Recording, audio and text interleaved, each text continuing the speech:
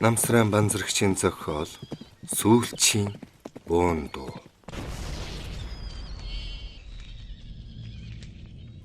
13 дугаар хэсэг. Очиров байранд орж эсрэг батыг унтуулчаад гадаа гарвал хаврын нар шингэх өгчээ.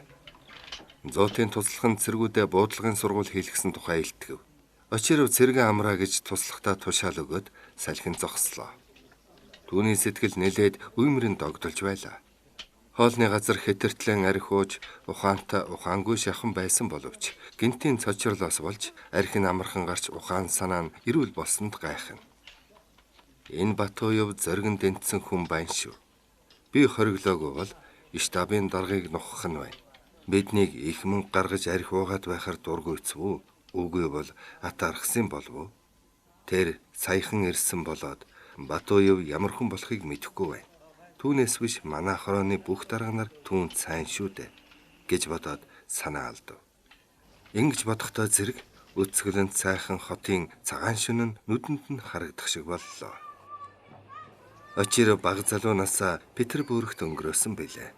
Түүний эцэг нутгийн тэргүүн баяны нэг байжээ. Тэднийх ариун их эдлэн газартай, олон зуумалтай, баг шархан үйлдвэртэй байжээ. Эцэг нь эзэн хааны өршөөл хайраар олон жил отгийн тэргүүн байсан нь баяжих хөрөнгөчгийн үндэс болсон юм. Тэднийх ганцхүүтэй. Тэр нь Очиров юм. Очировыг эрдэм ном сурах гээд 7 настай байхад Петербург руу явуулжээ. Тэнд шашны дунд сургууль төгсөөд дээд сургуулийн дорн дахныг судлах ангид оржээ. Дорн дахны өндөр боловсралтай эрдэмтдийн лекц сонсож Монгол хэл бичиг угсаатны зүг гаргуун сайн судалж байсан учраас багш нар нь нэртэй монголч болно гэж итгэж байжээ. Тийм ч учраас мань хүн монгол хэл, монгол заншлыг сайн мэдэх болсон юм.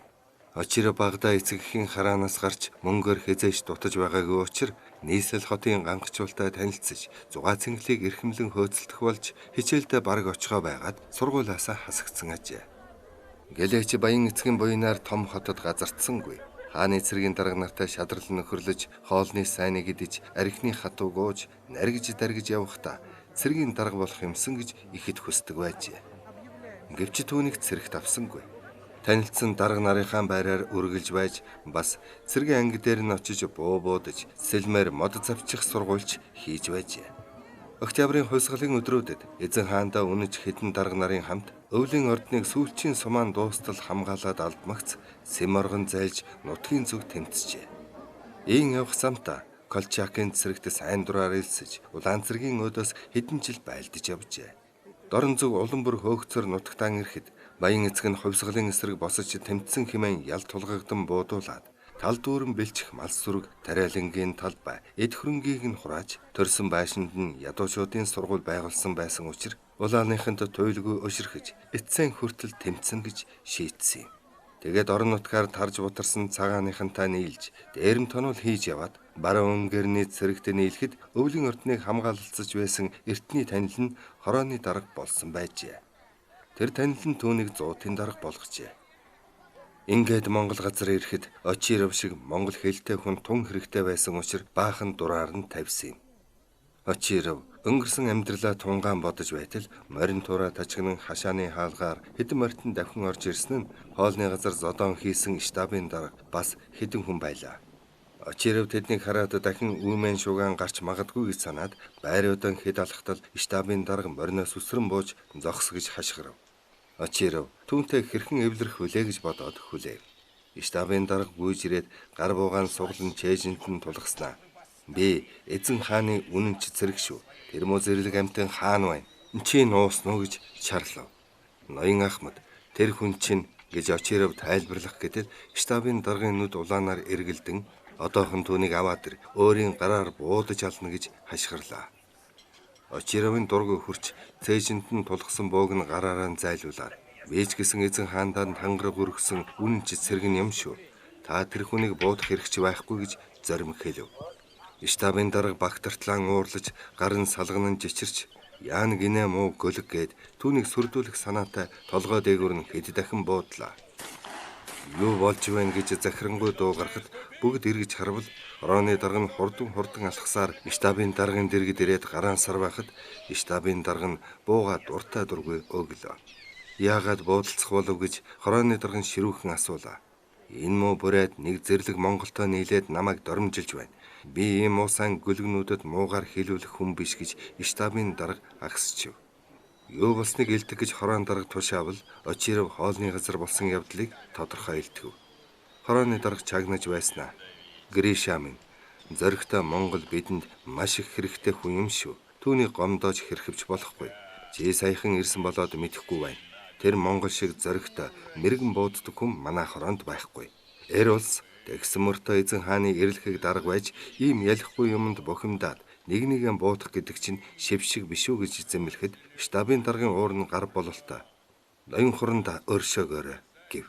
Хороон дарга тэнд байгаа дарга нарыг толгой дараалан харснаа. Ноён офицерууд хийх юмаа олж зөхөөд баахан уйдаж байна да. За яах вэ? Хэд хоног дураараа л наргиж бай. Удахгүй их ажилтаа болно гэв. Штабын дарга хэнэггүй царайлж байснаа. Очиров гэхэд очиров хөлөө хавсар номхон зогслоо. Тэр зоригтой Монголтойгоо намайг танилцуул гэж штабын дарга тушаалаа. Ноён Ахмад тэр чинь унтаж байгаа гэж очиров хариулбал уусан архиндаа нам зөхөөлөө биз ууж чадахгүй юм бол өнөрл хийнч хэрэггүй гэж штабын дарга хэлв. Сумангийн дарга энэ үгийг сонсоод та хязээж түүн шиг ууж чадахгүй гэвэл штабын дарга согтуу ногоонуудаа эргэлдүүлэн тэгвэл бүгдээрээ ууцгаая.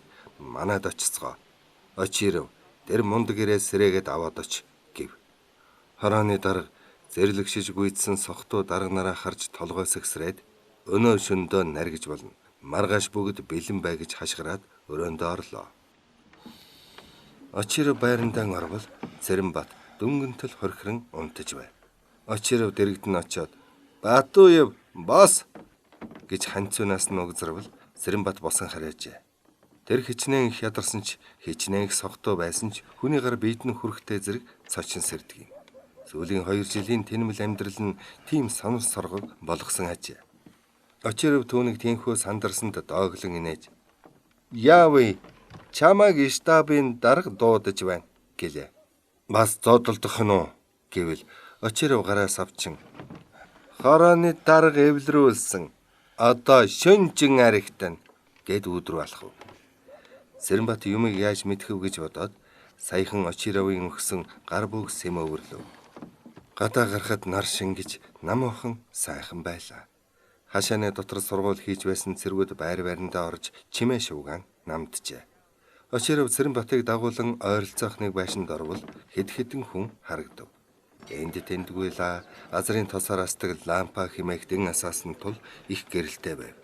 Зодон хийсэн штабын дарга урт ширээний ихэнд голлон сууж, хоёр талаар нь арбаад дарга зэрэгцэн сууцгаан. Цэрэнбат тэднийг хараад зог тусахад штабын дарга гараараа даллав. Манер баахан хулгасхийн очвол Очировч дагалдав. Штабын дарга нь гараа сарваагаад байхаар нь орос хүмүүс уулзахдаа гараа атгалцаж мэндэлдгийг үтсэн тул түүний гарыг чанга атгалаа. Штабын дарга хажуудаа суугж байгаа бололтой дохихоор нь Очировтой нэг дор суужээ. Ширээн дээр олон шилтэй арх, төмөр аяга, чансан өндөг, төмс дахианы мах зэрэг зүйлс өржээ. Штабын дарга том төмөр аяга дүүрэн арх Цэрэнбатад өглөө. Цэрэнбат намайг сорж байна гэж бодоод архийг нь авч нэг амьсгаагаар уучгав. Штабын дарга эрхий хураагаан гоцоолхон юм хэлв. "Чамайг ёстой хүн гэлээ" гэж Очиров шивгэнэв. Тэнд байгаа хүмүүс Цэрэнбатыг дуурайж том аягаар дүүрэн архийг нэг амьсгаагаар уух гэж бөөн шуугаан боллоо. Зарим нь ууж чадаж байна. Зарим нь хахаж цацна. Цэрэнбат 2 дахь аяга архийг мөн л хөнтөрчөв. Тэгтэл нэг орос дөрвөлжин хар өнгөтэй хайрцаг тэврээд 2 тийш нь сунган дуугаргав. Цэрэнбат тийм хөгжим ер үзээгүй билээ. Хөгжим дуугархтаа зэрэгэл оросууд босон харайж шал шажигнуулан дэвсэж учир замбраагүй цогчв. Цэрэнбат урд дуутын хүрээний цам майдэр үзэж байхад баг өмсөн лам нар ийхүү цамнан зогчиж байсан билээ. Оросууд баахан зогчиж байснаа сууцгааж дахиад л арх ууцгаав.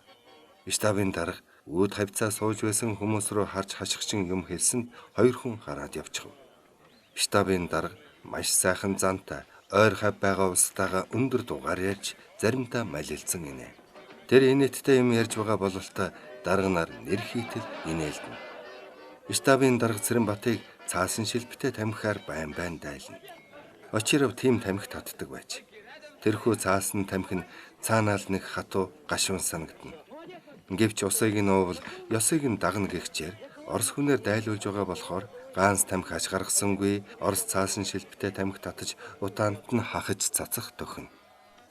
Орос тамхи хурууныхаа завсар хавчуулаад хаяас орж архиуж суутал хэдэн Орос хүүхэн орж ирлээ. Сохтуу дарга нар хүүхнүүдийг харамгцаа дуу алдан хөл болж хүмбэрэл хажуудаа суулгахыг хүссэн бололтой нахилцсан сүйд болцгоо. Тэгэд эр эмгүй архиуж тамхи баагуулж дуудуулцхан шал хотолцуулан бүжиглэж цамна. Цэрэнбатын хажууд суусан гүн цэнхэрнүүдтэй сэгсгэр шарвстай хянган хамартаа залуухан хүүхэн хинээс ч дутхгүй архиуж тамхи татаж Цэрэнбатууд байн харж гараараа дохиж занган олон юм шулгнах боловч мань хүн ганц чиг ойлгосонгүй. Очиров түүнд хэлмэрчлэн туслах байтугай хажуудаа суугаа хүүхэнтэй хошуугаа нийлүүлээд заримдаа ич зовхыг мэдэхгүй үнсэлцэн. Сонин улс юм даа гэж бодхоос Цэрэнбатын нүр халуу эргэнэ. Дэрэгдэн суугаа Орос бүсгүй арх ховдоглон ууж бас Цэрэнбатад өгнө. Манер өгсөн бүгдийг нь уугаад л байв. Хүмүүс их согтож байгаа бололтой өндөр дуугаар хашгичэн ярилцаж, заримдаа хэрэлдэж байгаа шинжтэй чанга орилолдон босон харайцгаа. Нэг хүн яасныг бүү мэд янгинтэл уйлж, бас хэдэн хүн хоолоо нийлүүлэн дуулна. Эрэмгөл тамхи баагуулах тул тамхины хөхөтөө суунаглан харанхуйж, хүмүүсийн нүүр царай бүрэлзэн сүүмэлцэн. Цэрэнбат зэгсэн согтож байгаа тул нүүр ам нь минчийн халуу эргэж дотор бөхчмдөн халууцаж гадаагарх юмсан гэж бодож байлаа. Тэгтэл Орос хүүхэн гинэт хүзүүдэж аваад хацар дээр нь шовхитэл үнсгэд туйлгүй ичиж хөнд ирэх гэсэн боловч хүүхний бүлээн амьсгал нэн ойрхон болж зөөлөн хошуу хацарт нь хүрэхтэй зэрэгэл нүд нь маналцсан хамаг бие нь халуу өргөд явчих. Цэрэнбат хүүхний зөөлөн халуун хошуу хацартаа хүргэсэн нь нэг л эвгүй муухай чимшиг санагдаж байсан боловч түүний тэрсэн гарыг зайлуулсангүй. Нүдний болонгаар харвал тэр хоёрыг анзаарсан хүн нэг ч алга байсан тул Орос хүүхнийг зүрхлэн тэрвэрч хацарт нь хацраана. Орос хүүхэн эрхэлж байгаа юм шиг нарийнхан цагаан хуруугаараа шиврээ харсахлыг нь тэмтрээд олон юм шулгана. Тэгэхэр нь лавлуулан тэрвэрч биедэн ойртуулаад хазар дээр нь шовхитэл үнсвэл хүүхэн инээд алдснаа аман дээр нь үнсэж уруулыг нь шимж амьсгалах аргагүй болгосонд арайхан хөнд ирж гараас нь татан босоход хүүхэн ч бослоо. Тэр хоёр тентэр тунтар алхлан өөдрөө зөвлөхөд хэн ч араас нь дуудсангүй. Гадаа гарвал сэрүүн салхи сэвэлзэн дотор онгойх шиг боллоо. Орос хүүхэн бөөрөнд нь наалдан олон үг болоод аяархан инээ. Цэрэнбат түүний гараас хөтлөн байр өдөө явах гэтэл юм хилээд гидигээд байхаар нь сэвхэн өргөд алхвал хүүхэн чанга инээж хүзүүгээр нь тэврэв. Цэрэнбат холхол алхасаар байрандаа орж ирээд гэрэл гэгэж гаргасангүй хүүхнийг модон ор дээр нь тавьж дээрээс нь дараад унахад хүүхэн үл мэдэг аваа гарган өглөн түлхэх гэж оролдоно. Цэрэнбат цаглашгүй бадарсан тачаалан барьж дээссэнгүй. Орос хүүхнийг чанга унсгэд тэр нь гиншихээс өөр юм хэлсэнгүй. Харин уруулыг нь шуналтай гих чинь сорон одсон. Хаврын тунгалаг наран алсын уулын цаагуур яарсан мэт хурдлан далд орлоо. Цэрэнбат Очиров хоёр нар шинхийг хүлээж байгаад мориндоо нэгэн зэрэг мордов. Баарангаас яаран гарвал гудамж зээлэрч хүний хөл тадарчээ. Мань хоёр ширүүхэн давхсаар нэг пүүсний үүдэн дээрээд хаалгыг нь нижгнүүлэн нүдлээ. Чимээ анир байсангүйд Очиров буугаа суглан авч хаалга руу эд дахин бууджээ. Энэ чимээ нэр ойр хавийн айл амтны ноход шууган боргож эхлэв. Үүснийхэн өгтлэн айж төгчөөтэй хаалганы цаана чичрэлтэн суугааг мань хоёр сайн мэдэж байсан учраас гүнд зузаан банзан хаалгыг нь зогсоо зайгүй нүднэ. Гэсэн ч тайлж өгсөнгүй. Аминда хайртай бол тайлахгүй бол бүгдийг чинь хүйс тэмтэрч хашаа байшиг чинь шатаана гэж Цэрэнбат хашгираад хаалга руу буудав. Удалгүй хүн хаалганы цаана хөлийн чимээ гарч "Арайхан ноёд өөрөө шаач хаарил" гэж сулхан дуу гарлаа. "Бошоохон онгойлго" гэж Цэрэнбат сандарахад хаалгач цэлсхийн онгой. Мань хоёр том дааман хаалгаар зэрэгцэн ороход гартаа буу барьсан сүртэй хоёр хүнээс сүрдэж айсан өвгөн хятад толгоогоо газар шүргэх шахан мэхийж мөргөлөө. Мань хоёр хашаан дотор мориноос буухад хөтөч цэрэг нь морийг нь барьж хоцров.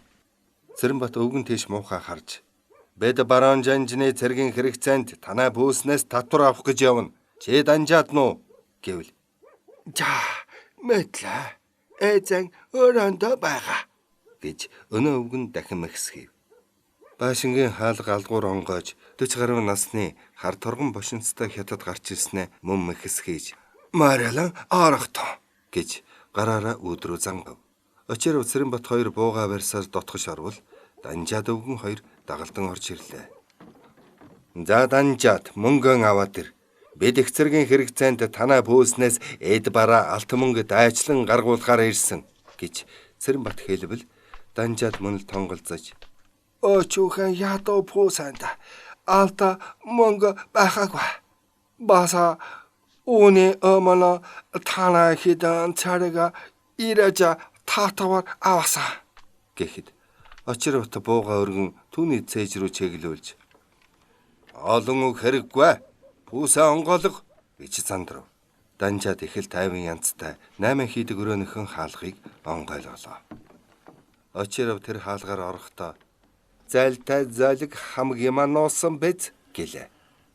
Хойноос нь даган орж ирсэн данжаад муухай харснаа "Эрэхэм найд надад итгэхгүй бол өөрөө үзэва" гэв. Очир Цэрэнбатыг сэмхэн дуудаж "Сайн нэгжиж үзээрэй" гэж шивгэнэ.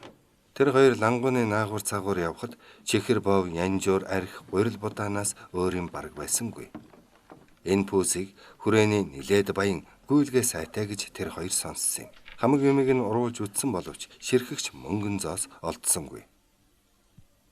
"Мөнгө хаан нуусан" гэж очиров шаардахад данжаад мөн л тонголзон "Ноёо, үүнхээр юу ч байхгүй.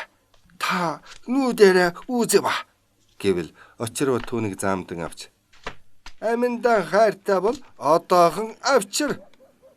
Үнэн юу ч байхаагүй" гэж данжаад ер айсан янзгүй гөлийснүүдээр ширтэн өгөөлөхөд очиров толгой дээгүүр нь буутахад данжаад навтасхын сүгдснөө авара одоохон" гэж шулгано. Очиров түүнийг босгож цааш түлхэв. Данжаад тун зэвэн муухай харснаа нэг хаалга зүглэн явхад Цэрэнбатыг хойноос нь яв гэж очиров нүдэрэн ирмэв. Данжаад тэр хаалганы дэргэд очиод эргэж харснаа "Орошо ноён таамын. Би аваад ирье" гэж хэлбэл Цэрэнбат бууныхаа амаар бөкс рүү нь яварч "Наад хаалгаа бушуухан онгойлго" гэлээ. Данжаад хаалгаа нээх гэснээ гинэт эргэж гар нь хөдлөх шиг болоход Цэрэнбатын хавир хавцаа халуу өргөд явчихв. Тэр хоёрыг нүд цавчилгүй ширтэж байсан очиров дараагаар хоёр буутахад данжаад салгалан онлаа. Цэрэнбат халуу өргсөн газараа тэмтрэн үзвэл гарын салаагаар нь цус урсаж байна. Очиров хэд харайн хурч ирээд "Муу санаатай золиг яаж орхив" гэвэл "Хотгалж ахлаа" гэж Цэрэнбат хэлээд яр байлаа. Очиров үүдэн зогсож байсан өвгөн өд буугаа чиглүүлэн "Муу сан хятадууд баруун жанжны цэрэгт халдвал ямар гэмтэй болохыг үзүүлэн дээ" гэж хашгирахад өвгөн хятад газар сүгдснөө гараа сарвалзуулан "Очуухан би гэмээгүй ядуухан. Уцаан чиний амийг минь өршөө" гэлээ. Очиров Цэрэнбатын хувцсыг тайлбал хавирганаас нь цус орсон шүүрч байв. "Баах юм" гэж очиров хашгирав. Өвгөн угсгийн босож лангууны цаагуур орсноо шин цагаан бүс авчирав. Тэр бүсөө очировт яаран өгч "Хүлээж ба. Шараханд сан имбива" гэд цаашаа бөгтгөнөнгүйлээ. Өвгөн удалгүй цаасан бодолтой юм барьж ирээд "Ноёнта үүнийг түрэх шараханд тун сан" гэлээ. Очиров үл итгэн гайхан харвал "Хаяа, би хараа бороо санаагүй ядуухан. Энэ эмиг төрхөбөл дараа идэгнэ" гэлээ. Төрх гэж Цэрэнбат хэлбэл өвгөн хятад цаасаа задлан бор хүрэн нунтаг юм цус шүүрч байгаа газар зузаан гэгчин дүрхээд цэвэрхэн цагаан бүсөөр янгинтал багилжээ. Өвгөн хятад бас нэг цаасанд боосон юм Цэрэнбатад өгч "Энэ бохонгийн эвэр Шаараханд маашаа сайн байдага. Уусаанда уусаагаад уугаараа гэлээ. Цэрэнбатын шарах төдий гүн биш болохоор санаа зовох хэрэггүй байжээ. Данжаад хэдийн амьсгал хураажээ. Хамаг мөнгөн тэр өрөөнд байдгүй гэж очир асуувал хөгшин луухан алах авсран тонголцож тийм ээ баха. Тийшээ хэнийгч оруулдаггүй ба гэж очив. Хөгшин хятад Данжаадын атгсан гараас түлхүүрийг нь авч тэр өрөөг онгойлгов. Бэ чин яаж байна гэж очироо асуувал Цэрэнбат хувцлах зур сэтгэл зовох явдалгүй. Өнгөцгөн юм гэлээ. Тэр хоёр Данжаадын амиараа сольсон өрөөнд орлоо. Тэнд 3 томхон амтраас өөр юу ч байсангүй.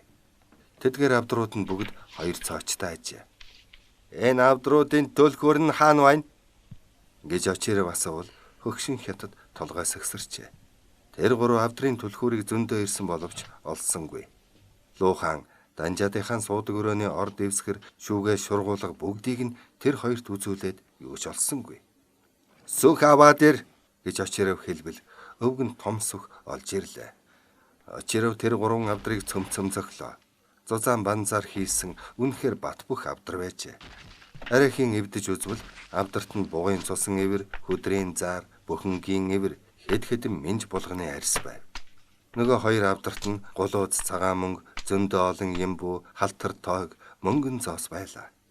Очиров Цэрэнбат хоёр тэрх мөнгийг том богцонд хийж бас нэлээд хэдэн хуй торг, ваартай арх янжуур авчээ. Цэрэнбат үлэмжих олзолсондоо баяртай байсан ч амьсгалах тоолонгоор цээжээр нь хүндөрлөн өвдөж их л завиртай байжээ. Түүний инхүү шаналж байгааг очиров олзондоо болоод огтхон ч мэдсэнгүй.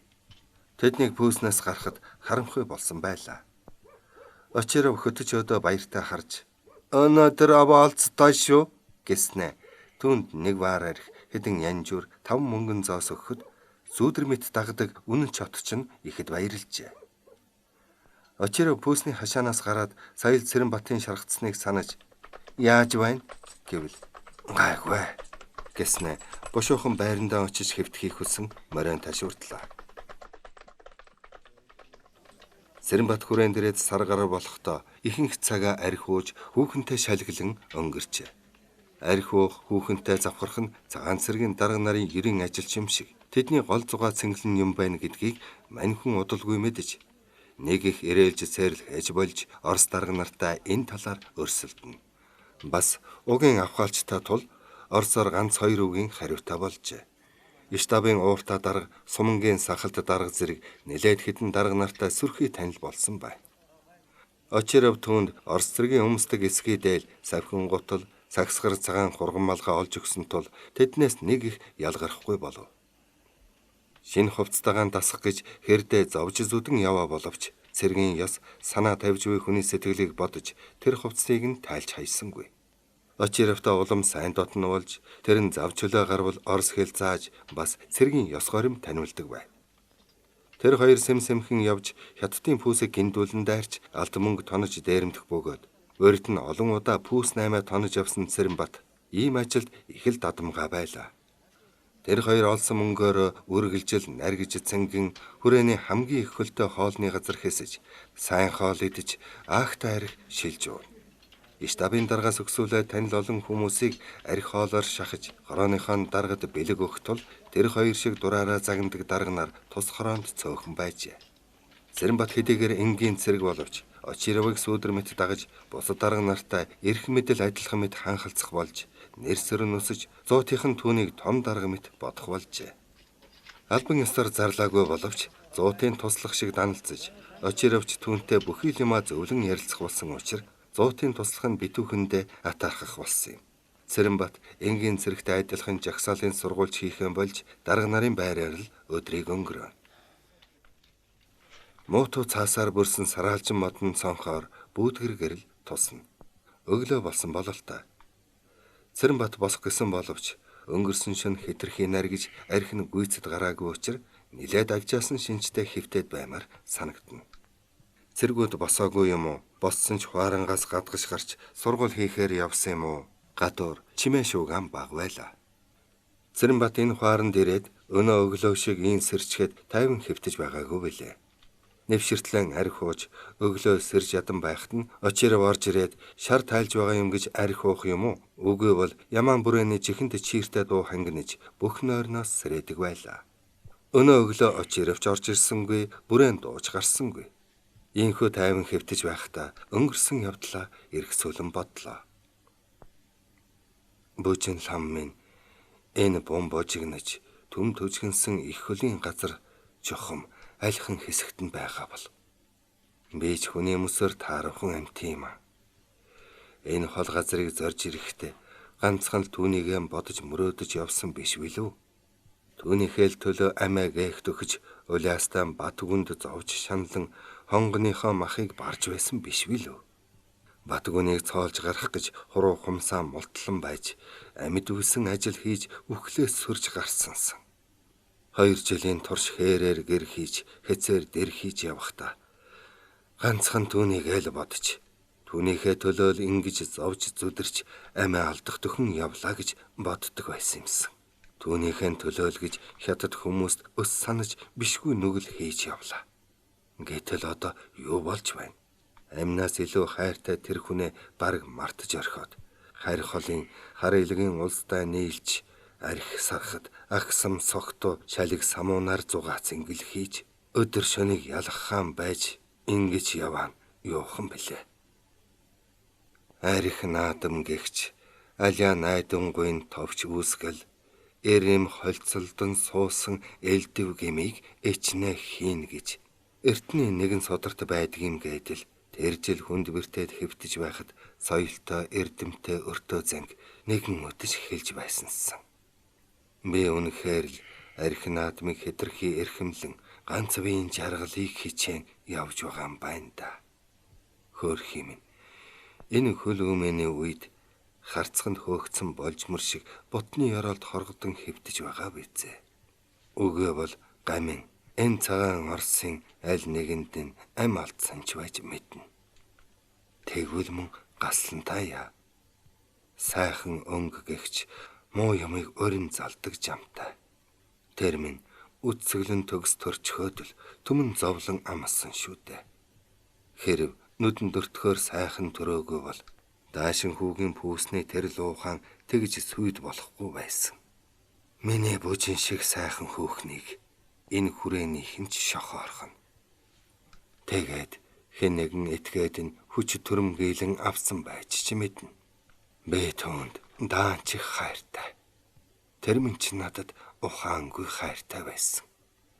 Бид хоёрын хайр сэтгэл зовлонгийн далай дундуур хахаж цацсан байж улмал бат журамтай гүн итгэлтэй болсон болоод л би бинээ хүсмөрөөдөж тэр минь миний зүрхэнд хязээч бөхшгүй мөнх зул болон гэрэлтсэн юм. Түүнээс биш энэ хүрээнд ч үнэхээр сайхан бүсгүйчүүл байдгийм байна. Би бүжингээ ертөнцийн хамгийн сайхан хүүхэн гэж саяхан болтол бодож явсан. Тэгтэл түүнээс минь илүү сайхан амьтад байх юм аа.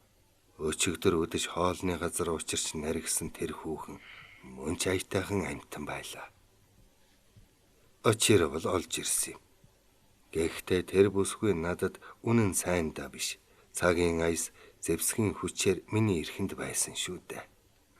Тийм сайхан бүсгүйгээс жинхэнэ хайрын үг сонсож залуу насны жаргал цэнгэлийг эдлэх хувьгүй даанч гомдолтой. Орос хүүхэн ч бас сони юм. Даанч хэл мэдэхгүй болохоор хэцүү юм. ертөнцийн ийм нүгэл гэх юм уу? Эримийн явдлыг үйлдэхэд хэл мэдэхгүй инээ тэрэг их юм саад болтгүй юм байна. Хэлөөр шашин өөрч гэсэн нэгэнтэл хүмүүн төрлөختөн болохоор тийм юм амархан ойлголцох юм. Орос хөөхнүүд Монгол бүсгүйг бодоход нүүрэмгийч юм шиг үнсэж өмхлөх гэж туйлгүй сони юм а. Орос авгаатай болвол яах бол? Миний хувь заяа их л хачнаар эрэглээ.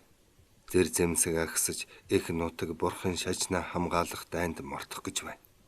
Нэгэнтэл эр хүн болж төрсөн болохоор дайн тулаанд явж дарин үнэр үнэрлэж бай гэж бурхан айлтсан хэрэг. Тэр дайн нь хизээ болох юм бол хятадтай байлдахгүй юм болов уу? Энэ хүрээ чинь тэр аяараа хятадаар дүүрсэн юм байна. Алаад барагдахгүй. Очировын хэлдгээр цэргийн хүнд авгай хүүхэд бодох цаа байдгүй гэдэг үнэн юм шиг байна. За яах вэ? Заяан мэдг. Хэрвээ бүжин лам миний заяаныхын мөн бол хичнээн зовж шаналлаач гэсэн уулзахтаа л уулзна. Эр хүний замын хүзүү урт гэдэг юм. Миний амьдралын зам хичнээн урт. Чухам хаана хүрэхийг ганцхан л бурхан л мэдэх вэзэ. Дайндажингүй амар төвшин цаг ирвэл учир нь олдох байлгүй. Баруун жанжны цагаан намын цэрэг Монгол орноос гамин хятадыг бүгдийг нь хөөж тонилгочих бол Улаастайн дайшин хүүгийн пүүснийхэн ч алга болж миний хойноос нэгж хөөцөлдөх хүнгүй болно. Тэр цагт бүжинтэйгээ ханилан суух ерөөлтөй цагч ирнэ мэдээ. Иймд энэ гамин улааны аюул гихчийг л бошоохон дарж устгах юмсан. Ийм бодоод өндийлөө. Толгойн дүнгэнэн шуугих, дотор муухай оргих нь гайгүй байлаа. Тэгтэл бүрээн дуу тас хийв. Цэрэнбат яаран босож дээлэн нөмрөн цонхоор харвал хашаан дотор цэрэг даргагүй л үүнэн гүйж байгаа харагдав. Цэрэнбат сүүлийн үеэс янз бүрийн хүүхэн авчирч самуурах болсон тул Очиров өөр өрөөнд орсон юм. Очиров ч бас түүнээс дутхгүй завхаар болохыг Цэрэнбат мэднэ. Цэрэнбат дээлээ өмсөх гэснээр болж орон дээр чулуудаж орхиод цэрэг эсгээ дээлээ өмсөж займуутайхан савхин гутлаа өмсөх гэд мөнгөнөж байтал Очиров хаалга онгойлгын шагааснаа Батуев яасан удаан хөдөлнөв буушуул гэж хашгираад цаашгүйлээ. Цэрэнбат санд мэнд хувцлаад бууга шүрэн авч гарвал хороо цэрэг бараг жагсаж жигдэрсэн байлаа. Урт бууга чирэн зууд дээрээ гүйж ирвэл Очиров муухай харж зуутынх нь дооглож байгаа аята аяархан инээлдэв. Хороо салаа суман зуутаараа игнэн жагсаж гүйцсэн хойно штаб хэмээх модон байшингаас хэдэн хүн гарч ирлээ. Жагсаалын баруунтайгаас нэг нөмгөн хүнийг дөрвөн буутай хүн тууж авчирв.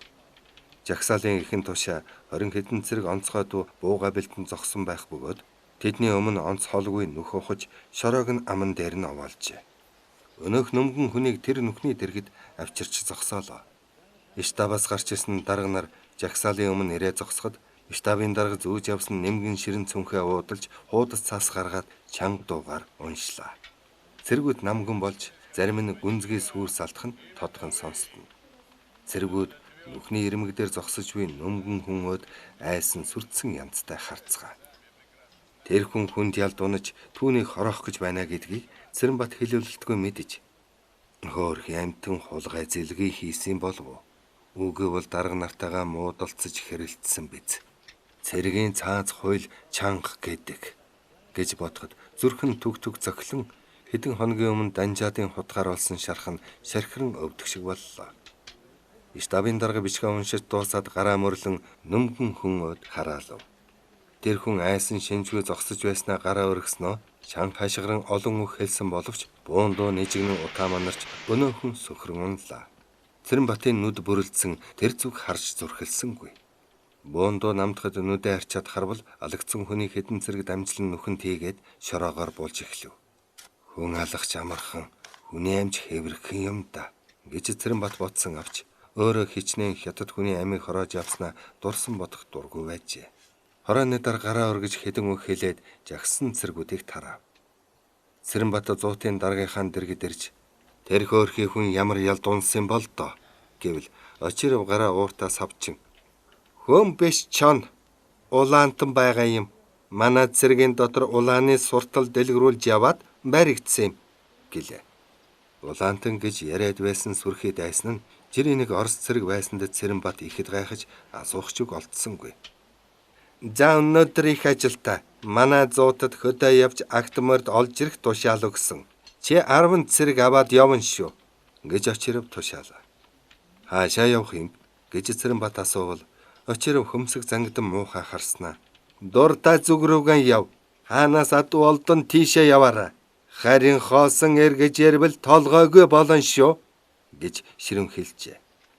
Зуутын дарга нь яасныг бүүмэд өнөөдөр ууртай байсанд Цэрэнбат гайхсан боловч олон үг болж түүний дургүй хүрэхээс болгоомжлон байраадан алхав. Батуев гэж дуудахаар нь эргэж харвал очиров дэрэгдэн хурч ирээд үдийн хоол идээд яваарай. Бэ тусалахад тушаал өгсөн. Чамтай хин явахыг цаадах чинь хэлэн. Одоо та нарын мордыг авчирна. 100-аас доошгүй морь олж ирэх учир та юм.